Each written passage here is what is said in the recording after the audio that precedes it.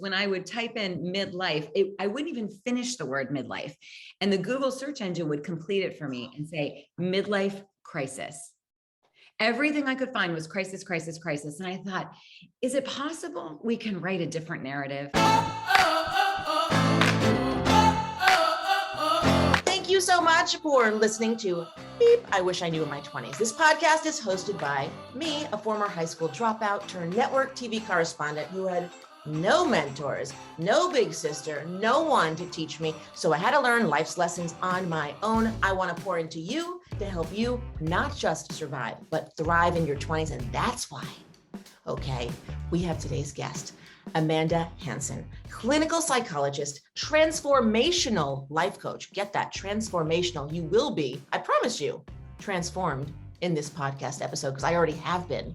And we're doing the pre-interview. Your brand is Revolutionizing Midlife, about redefining and reclaiming what it means to be a woman 40 plus. Tell me, what is your idea of midlife? I know for me, when I was entering the midlife space, I'm going to be 50, but even, 9 years ago, just as a very inquisitive person who lives very intentionally, I started to really pay attention and think about what kind of midlife woman did I want to be. And so midlife, when I Google it, it's technically anywhere, depending on where you read, it could be anywhere between 35 to 40 is the beginning to like 65 is the end, right? It just depends. But the fascinating thing is when I would type in midlife, I wouldn't even finish the word midlife. And the Google search engine would complete it for me and say midlife crisis. Everything I could find was crisis, crisis, crisis. And I thought, is it possible we can write a different narrative, like a true coming to who we are as women and for men as well? When I set out on this mission almost 2 years ago, I could have never imagined the 20 and 30-year-old girls saying, can I please join this revolution? I was shocked. Here's the thing, crisis does not just apply to midlife, and feeling like you're not enough or you're not far ahead in life. It's not just exclusive to midlife. We feel like this as women, that we're aging even when we're in our 20s. I have clients who I talk to who are like, I feel so behind. I'm like, girl, you're 25. Right.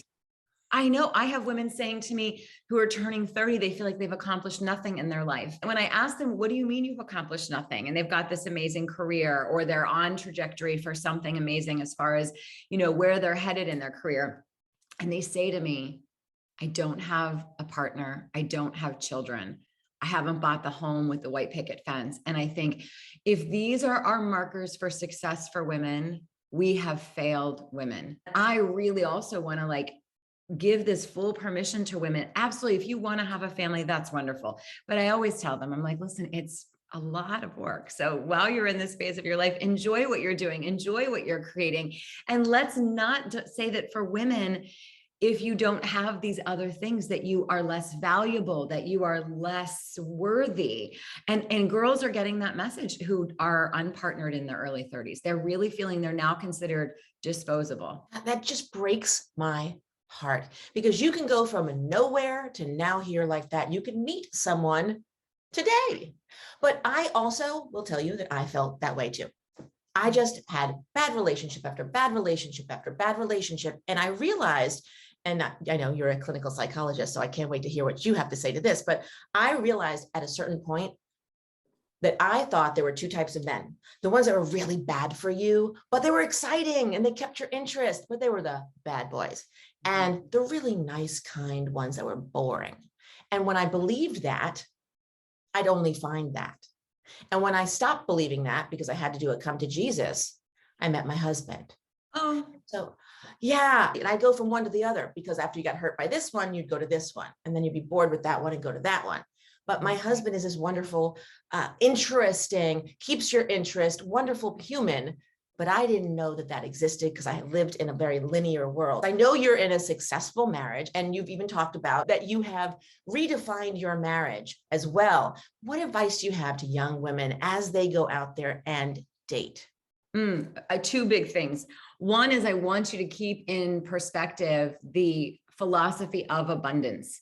If you think about the millions and millions of snowflakes that fall from the sky during a snowstorm, and you look up, you could never even capture what was coming and falling on you. When you're walking on the beach, there are millions and millions of grains of sand.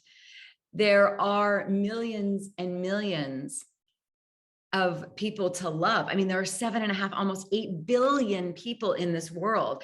There are trillions and trillions of dollars in this world. There's so much overflow. So if you think with the perspective of abundance, you will see opportunity everywhere. If you walk into the world with scarcity and think, I'm never going to find him, he does not exist, there's no way, you will find nothing. You will find scraps. So it is, you put on your crown as the queen and you enter the world knowing that the king exists. There are so many kings to choose from when you have the view and the lens of, I get to have a stable full of kings and then just decide which one I want to spend my life with. But I will say also, I want women, and this is what I work on with a lot of my younger clients, when they're like, okay, well, I have a list of who I want him to be. And I said, scratch that list, burn it, throw it in the fire. I don't really care about who you think you want him to be, because if you're too focused on that, you may miss the actual man for you. What I want you to focus on is make a list of how you want to feel when you're with this person. Do you want to feel adored? Do you want to feel like the only woman in the room? Do you want to feel like everything that you say is so important and so valued? Do you want to feel just beautiful when you walk down the stairs? Do you want to feel cared for? Do you want to feel all safe? All of these things. Do you want to feel turned on? Do you want to feel so desired? So I think it's like more important that we focus on how do we want to feel and use that as your litmus test. And when you're dating, when you don't feel that way early on, that is a sign that that is not your person. Yeah. Why do we hang in there? Like, let me fix that. Why did I hang in there? We believe in the potential of people. Women believe in the potential of people. So the problem is we are often dating the potentiality of a person that most likely is not going to happen. So I say to women, stop dating his potential, date his reality. What's right in front of you? That's who he is. You're giving us facts. You're dropping facts. There are 8 million people. But why does the brain go to, there's no one out there? Why do we go to that small place? Because I think that we are trained to think about, is the bear coming? How can I protect myself? How can I feel safe? Right. So I think there's this piece of us that is always wanting to protect ourselves. So I think we believe that if we set our brains up to protect ourselves, we won't ultimately get hurt. We won't ultimately be let down. But here's the thing. When I think about how much we have evolved in this world, think about the fact our phones, the fact we can call someone in Hong Kong and see them in their face and we can talk to them on the other side of the world is fascinating. The fact that we have electric cars, that eventually we're going to have cars that you can take a nap while it's driving you across the country if you want it to, right? We've advanced in so many ways, but as humans, there are not as many advancements happening because we don't push ourselves enough. You know, we look at the work of Joe Dispenza. We don't train our brains. We don't train ourselves. We get a little bit lazy and we stay in that more Neanderthal mentality. We have the potential to rewire the brain and everything that we believe or think. And so if we enter the world of like, I know that my king exists. I know that the opportunities are endless. If you see the world with that lens, everything gets to be possible. But that lens has to start with you. It is almost impossible, I believe, to feel scarcity within yourself, but then see abundance in the world. It starts with you, sister. Every morning in the mirror talk to yourself. When you feel abundant, when you feel overflowing, when you feel like the most incredible human in this entire world, you will go into the world, you will see birds the way you've never seen them before. You will hear children laughing next door in a way you've never heard it before. Everything becomes abundance and beauty. And that will open up a whole new world for you, even in dating. People might look at this podcast, maybe they watch the video and they're gonna be like, well, okay, that's easy for you to say. You are two white women sitting, midlife, like in your houses that look pretty nice. And like, I am a trans person. I'm a woman of color. I am a person who maybe has a lot stacked against them. What do you say to someone who kind of gives you a pushback about just believe in yourself or just believe in the abundance of the world when the world is kind of a place sometimes. Yeah. And there's two answers to that come up for me. The world is really shitty. I've been in anti-racism work. Yeah. I have children of color. I've been in anti-racism work for years, and I know the reality that lives within. I'm not saying that reality doesn't exist, but I'm also here to say I have a trans child who is of color. He made a choice to see beauty and abundance everywhere. He's created a life of beauty and abundance. He worked his ass off to get there. So it is possible. I have a Black son who graduated college yesterday. All odds were stacked against him, and he saw opportunity and abundance. He starts his first real job. We get to get him off payroll here. He starts his first real job in 2 weeks. It's yes, the realities of anti-trans and people not liking people of color, and particularly in this country, what's happening, right? It lives. White supremacy reigns true. I call it out constantly. And I also want to say, we all have the opportunity to create a different kind of a narrative for ourselves. And so I think, I even see this with women. Women will say to me, other white women will say to me, oh, but it's easy for you to say because of blah, blah, blah. I'm like, oh, wait a second. You can't think that I got here on a scarcity mentality. Do you know how much work people see this now? They have no idea that what work, internal work, the nights I was on the floor on my knees when I was in my own self-development, trying to figure this all out. So there is well over 2 decades of personal development work behind the screen that people haven't seen. They see this piece now. And I tell women and all people, the moment you other yourself, you are in a very dangerous territory, because now you are saying, well, must be nice for you, which you're then saying, I can't because of this. I can't create this life because of this. The minute you say, well, I'm other, there's no way that can happen for me. I promise you it won't happen for you. I assure you it won't. I talked to a friend recently and I was saying, don't other yourself. And she had never heard this language before. And she was like, what does that mean to other? For the people who don't know, can you explain that?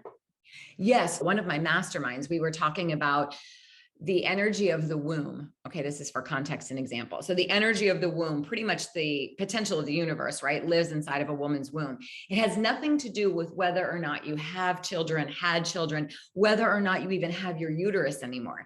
I'm talking about energetically. But what happens inevitably is women will be like, oh, well, I don't have kids. Oh, I'm not a mom. Oh, I had uterine cancer. I had to have my uterus, or I had a hysterectomy. I don't have a uterus. I'm like, okay, see what you're doing right now?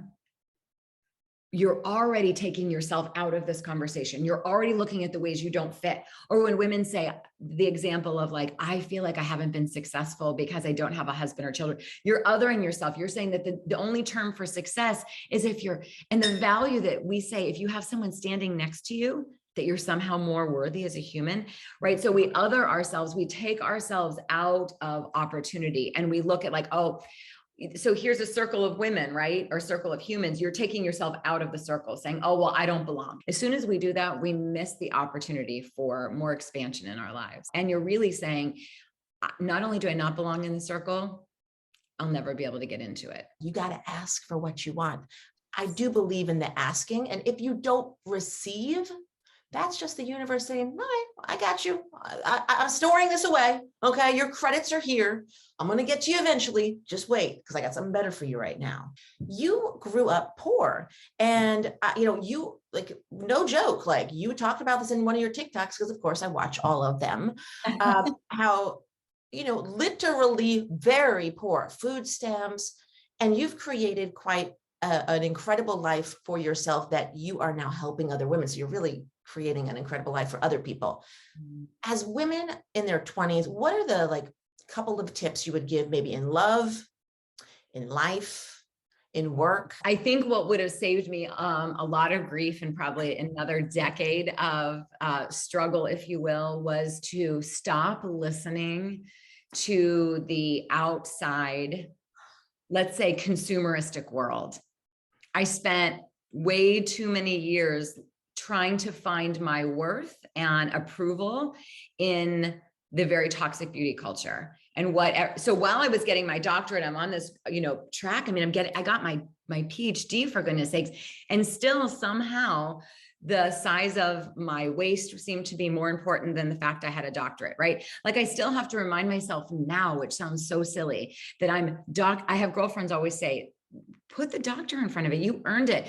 But somehow like the other pieces seem to get more focused. And I really wish I'd not spent as much time and emotional energy and physical energy. I wish I could get back the years that I worried myself sick that I didn't look a certain way, or I was too this or not enough of that, right? And I always had too much focus in that place. And I think, my gosh, what would I have been capable of if I had taken my eyes off of the external world for approval and gave the approval to myself first, which I do now, and which I work with women on now. But gosh, I wish I could have got there in my 20s. And it's hella hard when you are in your 20s.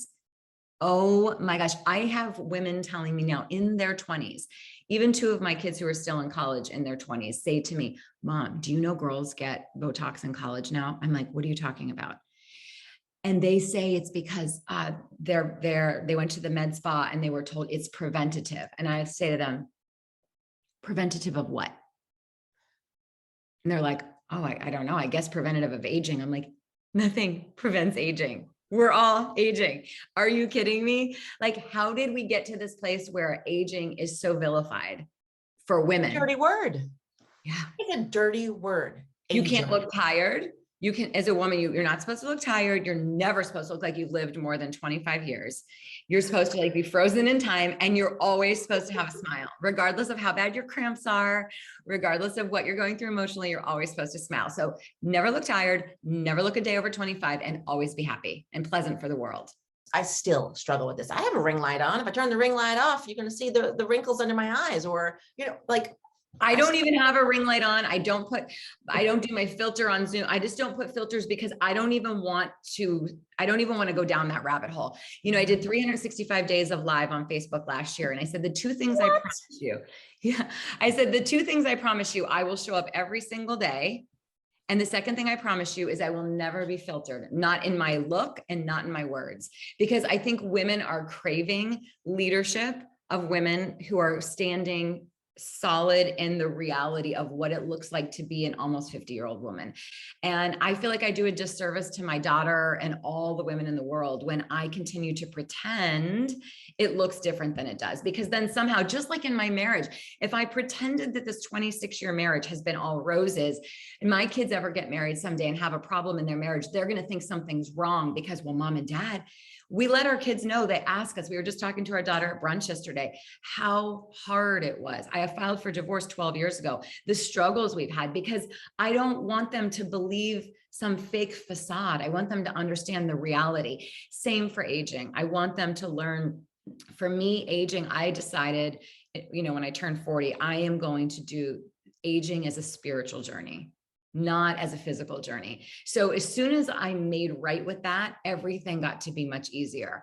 And now it's so far gone for me in regards to like, I forget that piece. Like I forget that not all women, when people walk up to me like, oh my God, you're so brave. I can't believe it. You're not doing Botox or coloring your hair. And I'm like, that's brave for women. That's bad. Right. And my girlfriend's son died in a car accident last year. And I say, what's brave is women who've lost a child and decide to still get up every single day and brush their teeth and move about the world, or surviving breast cancer multiple times. That's brave. If we've decided that me not coloring my hair, I get it every single day on my TikToks and my Instagram. You are so brave. Like we need to define the definition of brave. But this idea, I now understand when I walk into rooms, it's like you're a walking revolution, because I'm really saying F you to the patriarchy. I love that. I love that with my dyed hair. Well, no, I do. To each her own. Right. It's just something I'm trying to walk in that path. I'm trying to walk in that path, but I think also that I would like to admit that I'm struggling with it, because I think that if other people struggle with it, then okay, well, guess what? When I tell my clients, listen, I messed up that live shot the other day too. It is like, they're like, you did? I'm not alone. So I think we all share. The more women share their journey, the more we all don't have to feel like we're alone, because people do feel like that. I know I felt like that. Yes, it's so true, right? Even when people are like, oh my gosh, you've been married 26 years. I'm like, yeah. And I think maybe half of them have been really happy. Like it's been hard, right? Has So I been don't hard. want women to think you see the number 26 years. That doesn't mean it's been 26 years of ease and joy and love and passion. Oh, no, no, no, not at all. It's been hard. I could talk to you all day from another podcast. You had some tips. Don't wait until you're ready for things. You're never ready. You're never ready. I'm not ready for this podcast. Right. And that's such a beautiful permission, I think, for all girls, for all women, for all humans, right? Is if we get fixated in this, well, when I have it all figured out, when it's perfect, when I've done all the research, when I know, I'm like, there is a point at which, and I felt that way my last July when I started my podcast, I thought, oh my gosh, I don't have all the things. I mean, there were days where I had, before I figured it all out, I had my microphone propped up on like a roll of paper towels. It was just hilarious. I mean, all of it was hilarious. And I gave myself massive permission to just show up anyways. Show up and do it messy. Show up with heart. And to me, when you show up with heart, that piece is felt. Even like this silly TikTok thing. My kids were like, Mom, you've got to go on TikTok. I'm like, you guys, I'm not going on TikTok. That people do dances on there. They're like, no, Mom, you got to try it. So I didn't really even know exactly what I was doing. I'm like, you know what? I'm just going to show up. I'm turning the camera on. I'm going to be 100% authentic and let's just see what happens. Well, gosh, what happened was the world was like, thank you. Thank you, because we really needed an authentic female voice. And that's what the feedback has been, is like, and so yes, show up before you're ready, because we're never ready. I was not ready to become a doctor. I was not ready to become a mom. I was not ready for this podcast. You're just not ready, but you say yes and you just do the best you can. And the best we can usually is pretty fucking awesome. Yes, yes. And I think what's happening is we're really craving real humans. We're craving people. Like, I love that you tell the women you work with, you know, the girls who are like being mentored by you, hey, I messed up that thing last week. Just give so much permission for them to realize that they don't have to beat themselves up when they mess up, when they do something. I look back on the years of even parenting, and there are things I think, gosh, I wish I would have handled that differently. I wish I would have stayed longer in their room that night, you know, and talked them through that hard moment. But I was so tired because I was raising so many of them, right? It's like, gosh, yes, there's so many ways I look back and think I could have done that better, but I'm not going to stay beating myself up in the moments where I didn't do better. Yeah, nobody wins when you beat yourself up. I mean, sometimes we think we have to, but nobody ever shamed themselves into feeling better. Never. Also, don't you think that we're our own worst critics? We're the ones who are focusing on the things that other people like, oh, I didn't even notice that. Oh, I didn't even know that you flubbed on that thing. I would have never known you weren't prepared for this podcast, right? Right. And then the other things, the physical things, like no one's looking at you going, oh, wow, but look at that one eyelash going that way. Like no one's doing that, but we are, because we are, I don't know what we are. I get that monster brain going. Well, yes, we can thank that, you know, that whole consumeristic world, this like multi-billion-dollar machine. And because I'm such a rebel heart, women are like, oh my God, I want to like get so liberated and free from this toxic beauty culture. How do I do it? And I tell them, the first thing you have to do is you have to get a little pissed off. You got to get a little bit angry, because as you and I know, angry women change the world in all the big ways. Like all the greatest things that have ever happened, it's usually been like angry women who are like, I'm starting a revolution. I'm doing a thing. I'm claiming a thing. I'm fighting for our rights. We're getting the right to vote, to have our own checking accounts, to buy land, whatever. Because it works. Nope. Right now we're fighting for our right to our own bodies, for our own uteruses, right? So I say to women, I'm like, you got to get a little bit angry. And for me, it was that anger. And then I started to play a game where, and I still can, I'm so far out of it now, but occasionally I'll point it out to my daughter. But it's this game of like, oh, I see what you're doing to me. This, speaking to the toxic beauty culture, I see what's happening here. You're trying to like tell me that I won't be worthy unless my lips are this size. You're trying to tell me that I don't matter unless I've got like the big butt or the things, right? So that it's a trap, so that we open our wallets, we spend the money. Oh, think about if women took the money that we put into the beauty culture, if we took that money and invested it in ourselves in other ways, the businesses we could start, the kinds of cars we could drive, the kinds of empires we could build. But we're too embarrassed to admit how much I spend. Well, it got really crazy. And when I stopped, I'm like, people are like, oh my God, was it hard? I'm like, it is the freest thing I've ever done. I have no appointments. I don't have to be anywhere to get things done. Now, if I want to like go for a walk on the beach, or I don't have a million maintenance appointments. I can't even believe how many years and like hours I wasted doing what and for what and for who. Well, that's the thing. It costs a lot to get older. So everyone in your 20s, like let's just know this, that when you look at the celebrities, they're spending a lot of money to look that good. It's not like they're aging well. No, aging well. That's another whole thing. It costs a lot to get the Botox and the cool sculpt and get your hair done and get the facial treatments and all of, there's a lot being spent in this world, a ton. And I don't know that men are spending that. Oh, absolutely not. That was really another thing that drove me to be so pissed off, all those years ago. It's like, wait a second, this is so fascinating. My husband's 6 years older than me. He hasn't even blinked about aging, getting the gray beard and the gray hair. Like it hasn't even crossed his mind. And yet it's like this existential crisis for women. I'm like, this is not okay. There is such a double standard. The older men get, there was even a New York Times article during COVID where they were surveying random people on the streets of New York City who were clearly in a grow out cycle, let's just say. So they could tell that this was somebody who wasn't coloring their hair before. And so they were asking people if they were asking women how they felt. And women were saying things like, oh, I've been told I look 10 years older, or oh my gosh, I got to get to the CVS and go buy some box dye. I can't even imagine I could never date like this. This is a nightmare. Women were freaking out. So the article reports all the different phrases women were saying. They asked some men who were walking around and they said, oh, I've been told I look like Shakespeare. I've been told I look like a college professor. I feel so distinguished. I've never felt so sexy. The double standard in aging is so fascinating. It is everywhere because the men are considered to be more revered and women are considered to be like old crones. God, is that frustrating? Not frustrating, infuriating. It's insulting. How do we tell these young women that they have actually everything to live for and that they can change the world? How do we empower them? We empower them by getting them a little bit insulted by the message that they're only worthy if they look a certain way. And I also think like, take that money, sister, and invest it in yourself, build a business, build an empire for change, be a change agent. Like, don't get distracted. Like you are being lied to. It is a lie. You are perpetuating a multi-billion-dollar machine. When you start to open your eyes to that, it changes the way you move in the world. You realize like, am I actually going to allow that to dictate my worth, or am I going to fuel from within? And to fuel from within, you have to have, in the world that we live in, you have to have a morning practice. You have to speak to yourself in the mirror every morning.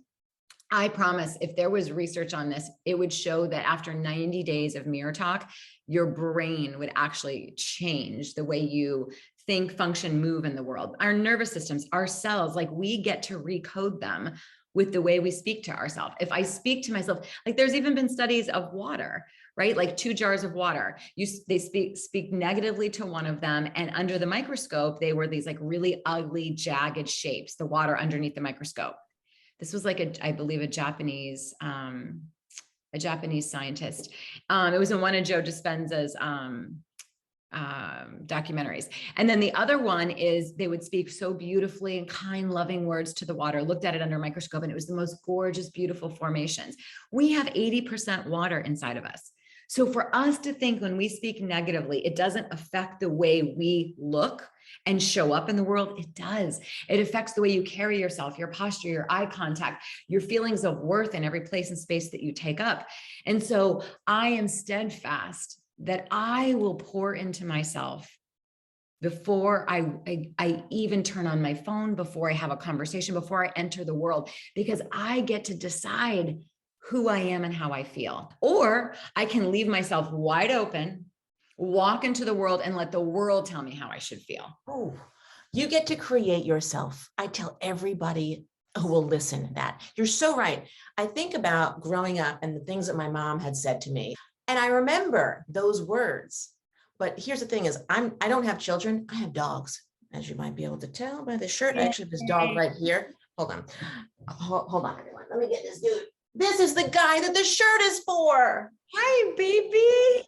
Oh my gosh, you're so adorable. You're sweetie. And Oh, the way I speak to these guys, good job. You're doing great. Even when they pee outside, I'm like, you did a good job. That was awesome. I'm so proud of you. Like, I am so nice to these dogs. I feel like the words really mean something. And I try to also catch myself when there's a bad feeling like, oh, Debra, you screwed that up, or oh, Debra, you did this. I try to catch myself and go, wait a second, is that true? Is that real? Is that nice? And if it's not, no, you don't have to do something revolutionary to change the world. You don't have to go and have a cure for cancer. You just got to be nice to your damn self.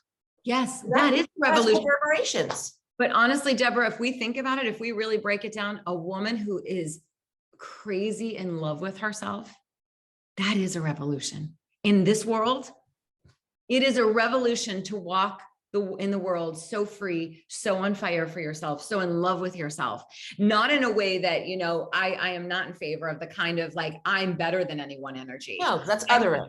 Exactly. I'm in like total camp of like arm in arm sisters. We're all rising together. But we all get to be walking revolutions when we decide to love ourselves fiercely and approve, like massive self-approval every day. That is revolutionary in this world. Give us a specific tip that we can do daily. What do you do? Mine's really simple because I'm so in love with myself at this point. But mine is just a reminder. I go into the bathroom every morning, excuse me, and I look at myself. I just stand there for a moment and I look at myself with beautiful eye contact, like really hold my gaze, really see myself and just stand there and like scan my body. Then I come back up to my eyes and I say, good morning, gorgeous. I love you. You are a goddamn miracle. And I really let myself, like even right now, when I just said it, I felt a like wash of warmth just go around every part of my body and really allow myself to feel it. And there are going to be times if you start that practice, you're going to feel like it's not true. You're going to feel like it's bullshit. But I promise you, I work with women who are like, oh my gosh, women who couldn't even say it out loud. They had to say it in their head for days or weeks because it felt so uncomfortable. They kept at it. And now they're like so wildly comfortable doing it and saying it. And I have a morning practice. I dance for one song in the mirror for myself. And it's because I think often like dancing and celebrating, and especially in our culture, and it's like white supremacist culture, you barely see any dance or movement. White people are so stiff and uncomfortable in their bodies often. It's like, and women, I think often dance for performance. Like if you're a little girl, you've been in the dance recitals and you've had to learn steps, or you go out dancing and you're dancing as a performative, like, I hope he's looking, I hope he comes and talks to me. Right. So it's very rare that a woman is dancing to honor her body. And so the kind of dancing I'm talking about is me in the mirror naked, honoring my soul, honoring my existence, that I woke up another day. It's a celebration. And that energy hits so different. That energy lands in a way that I feel like the most powerful woman on the planet, because I take 3.5 minutes in the morning to take care of myself. So women are like, oh, I just don't have time for self-care routine or soul care routine. I'm like, oh, honey, do you have 3.5 minutes in the morning? If you can't find 3.5 minutes, you just don't want it. You just don't want to do it. Was there a worst date, a worst job, a worst outfit in your 20s that you would share with us? I mean, mine's really worse. I was insanely young. I was 23 and I was at my bachelorette party. We did a double bachelorette party on like a big party bus in Ohio. And I had these slingback shoes on and we were up on the stage singing We Are Family. We had all the girls, we had like 15 women, 15 guys. There were like 30 of us on stage, arm in arm. It's the end of the night at a dueling piano bar and they're playing We Are Family. And my slingback shoes go out into the audience. Oh, geez. I know. I go down to look for them after, can't find them. My brother seems to like have them in his hand. So I go over to get him and some guy starts like being lewd and asking me to come home with him. And my husband comes over to say, give my wife her shoes back. And an altercation happens. Oh. We get arrested. I was getting married the next day because we had no money, right? We couldn't afford to do like a bachelorette party and then a wedding and then a thing and then so we just like crammed it all in. Everybody flew in. It was like in 48 hours, bachelorette and wedding. So in our wedding pictures, I've got like huge cuts all over my legs because it turned into like this huge bar brawl. Like, my husband and I both get arrested. A few people from our wedding party get arrested. And it is a few hours like before the wedding. The only one that was not released yet from jail was me. We ended up playing later at the wedding that night. We ended up playing Jailhouse Rock just to be fun. My mom did not think that was funny, but we were like, Mom, listen, it happened. And then I had to go back and clean that up because I was finishing grad school. I'm like, how am I ever going to get hired with a record like that? But yeah, so that would be the one thing that if I could erase from my past, it would be definitely that. Gosh, the 20s can be so many battered, banged up moments. It's like, oh, wow.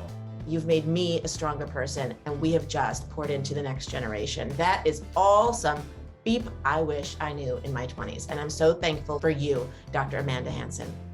Thank you so much, Debra. It's been my honor. Make sure you hit subscribe if you haven't already. Tell a friend, leave a review. It helps more than you know. You can also watch this interview on YouTube. Follow us on Insta and TikTok at Debra Alfarone for more beep I wish I knew in my 20s. And drop your email to be the first to know about new episodes. And guess what? I'll send you my free GTFO confidence guide. Just drop your email at pages.debraalfarone.com. Thanks for listening. We'll see you next time.